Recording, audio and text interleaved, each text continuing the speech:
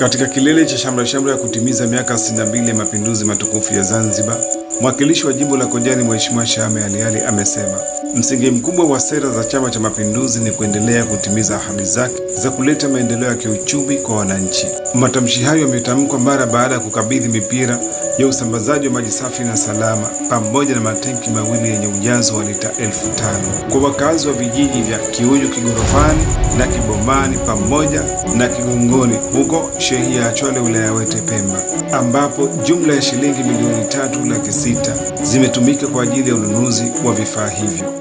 Ambacho wananchi hawa walikihitaji ni swala la kuweza kupatiwa tenki la maji pamoja na paipu za maji kwa ajili ya kuweza kusambaza katika shehia yetu hii ya Kiuyu katika eneo la Kigorofani. Na leo hii tumekuja kuweza kukabidhi kama vile ambavyo tulivyoeleza. Na hizo ndio sera za chama chetu, Chama cha Mapinduzi.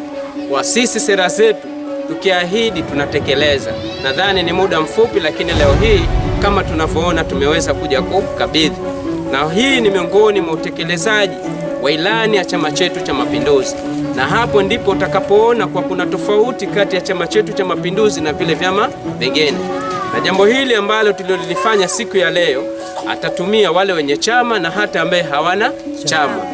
Sanjari na hayo, mwenyekiti wa baraza la mji Wete Mheshimiwa Hassan Hamad Ali pamoja na katibu wa mwakilishi wa jimbo hilo ndugu Faki Abdalla Juma wamemshukuru kwa dhati kwa juhudi anazoendelea kuzifanya vijijini humo. Nimshukuru tu mheshimiwa mwakilishi wetu kwa juhudi kubwa ambapo ameonyesha mapema kabisa ya kuleta maji safi kwa wananchi wetu katika wadi yetu hii, na pia kuna mambo mengi ambayo kwa tayari ameshatueleza kwamba atafikisha katika wadi zetu hizi.